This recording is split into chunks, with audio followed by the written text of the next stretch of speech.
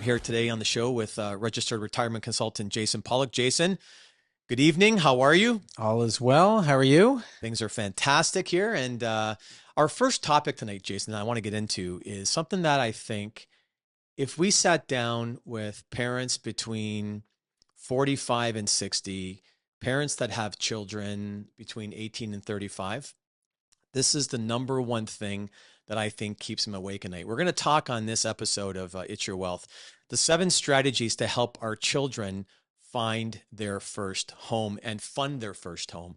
So, Jason, I mean, I'm sure you have it.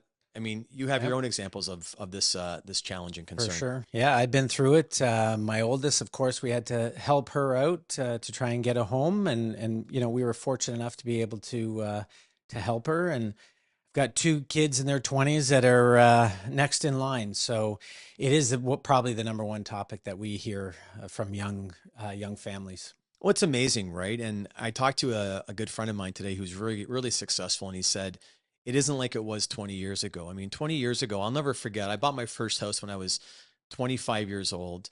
It was $107,000 in the north end of St. Catharines. I think I had to save up about $10,000, which I was able to do over a couple of years. But again, $107,000 home, $10,000 down. I'm in the home.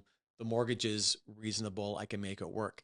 Today, kids today have to save Yeah. $100,000 to try and get into their home and then still try to make sure that the cash flow works on the mortgage each month. For sure. With interest rates so high now, it's the monthly bills now. The monthly mortgage payment is tough to deal with too. It's difficult. Yeah. So Yeah. I want to get into, Jason, some of the key strategies that maybe parents out there can help their kids fund their first home. And the first thing is obviously it's the home buyers plan, and that program has been out there for years. Obviously, if you're going to take money out of your home buyers plan, it comes from RSPs. So you would have had to have put money into RSPs over a period of time to build up your home buyers plan.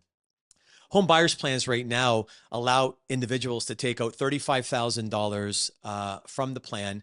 It's a 15-year repayment.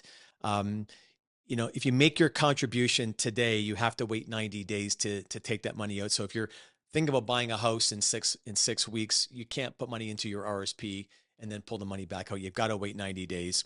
The repayment, Jason. So you pull the money out, you get a 2-year grace period, and then you have to start paying it back. It's 1/15th per year. You must reside in the home. And again, if you pay back all the money over time, you can use the plan again. But that's one of the things that I think is most common with most people is having their kids pull out their RSPs for the home buyers plan. Yeah, it's been one of the only ways to do it over the last few years until recently, which is number two way to help your kids.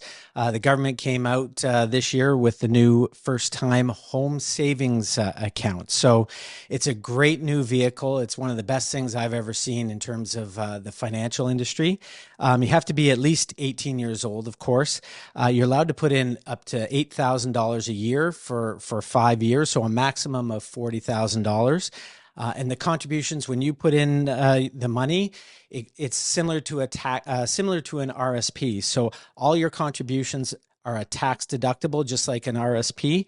But the other benefit is when you're pulling the money out, it acts like a tax-free savings account, which Right. means all the growth is tax-free. So it's one of the best things I've seen come out of the government. This thing just started in the summer of 2023, so it's relatively brand new. But I will say for anybody out there who has kids, if they're over the age of 18 and you have a little bit of extra money, put the money into the first time home savings account, takes the tax deduction, defer that tax deduction until the child is Yeah. making some income. And really, if you think about it, right? If you think about putting away $8,000 a year for 5 years, if you do that for your kids or your kids do that for themselves and their spouse or partner at some point is doing that, now you have up to $80,000 that you can extract back out, plus all those tax deductions. So it's a It's a fantastic win-win. it's a fantastic Absolutely. product. So Yeah. that first time home savings account is highly recommended. Number three here on the 7 strategies to help our children fund their first home is a TFSA. And it's funny, Jason, because up until this new first time home account came out, most of our clients that were coming in here, younger clients coming in here, kids of our clients, they were putting money into their TFSA. So again, the TFSA is still there. You can take your TFSA, What you can do is take it from the TFSA to buy that first home. You can also move some money from the TFSA over to the first home savings account. So TFSAs started back in 2009. You've got to be 18 years of age. It's a $6,500 per year limit, 88,000 lifetime limit as of right now in 2023. So again, first time home account, you can put money into that. You can put money into your TFSA. Again, another great place to draw from to Yeah. hopefully fund their first home. For sure. Another way that we've seen or that we sometimes recommend is borrowing money or taking money out of a cash value life insurance policy. We deal with a lot of people. The older generation bought a cash value life insurance back, in the 60s and 70s, even in our generation. Well, there's ways of pulling that money out. You can either take a policy loan, you can surrender some dividends. There's a whole host of different ways to use your life insurance while you're living. It's a fantastic product. Life insurance, I mean, it's amazing, Jason, right? In our industry, people kind of are against life insurance, especially cash value.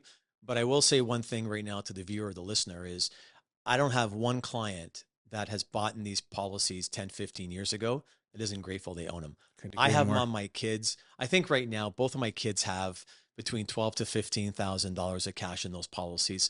So again, it's another piggy bank.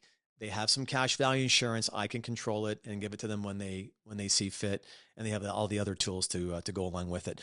The fifth area here, or the fifth strategy to help our kids fund their first home, is parents can cash in some non-registered assets. So you could be a parent right now who's got a rental property. Of course, you could remortgage that. You could sell that property. We're also seeing some clients, Jason, sell some of their stocks and their bonds and their mutual funds, and they're using those dollars. Also, too, we're seeing people, redeem their GICs when they mature. So parents are sitting there looking at it going, okay, the kids don't have much capital. I don't want to touch my RSPs as a parent and pull money out. That's a bad strategy.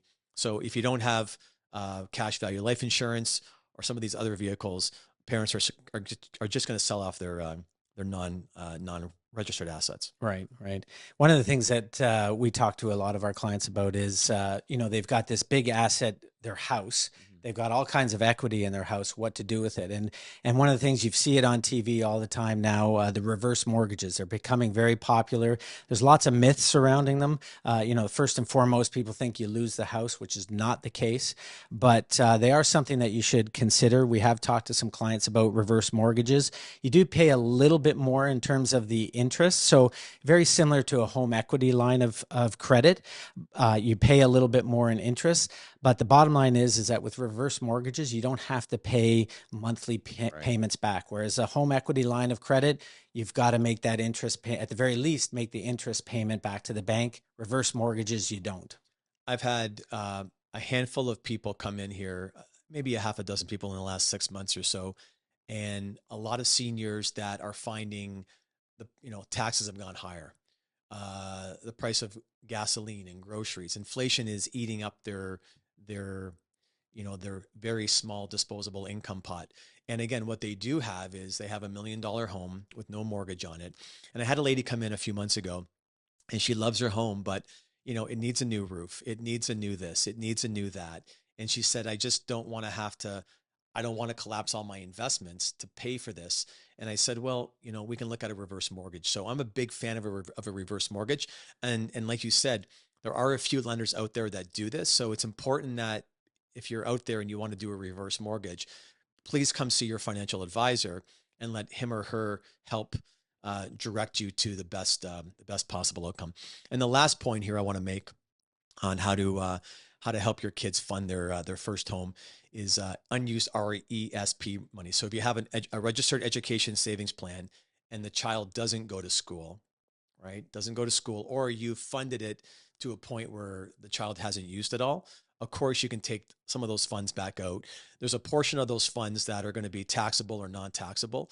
It's important that you take those dollars out in the final year the child's in school, obviously, pull the whole whack out, pay a bit of tax, but then take those dollars. And then what you can do is you can move those dollars into their first time home savings account or possibly into an RSP. And then from there, the home buyer's plan. So there's about 7 key things here, Jason. And I think for parents right now is what they're looking for is they're looking for, how do I do this? And another key point I want to make here off topic is, when these kids do go to the bank and they get this potential mortgage, parents may have to step up and Yeah. help co-share in Yeah. that payment for a time being. Or co-sign on those. Co-sign, Yeah, exactly. yeah, So it's a complicated procedure. It's the reality we live in. I don't think you're going to see home prices fall back to where they were 20 years ago. If anything, they're only going to go up. And I did talk to a realtor this week, and he said to me that any homes under 800 to a million are selling like crazy. So under 800,000, they're selling really quick. A million, they're still selling. He said homes north of a million aren't selling at all. So if you think about the entry point for these young people, like trying to get into the market, they're getting into the market where it's the most competitive on pricing, inventory. So having a few strategies. If you're out there and you need any help on this, feel free to reach out to Jason or myself.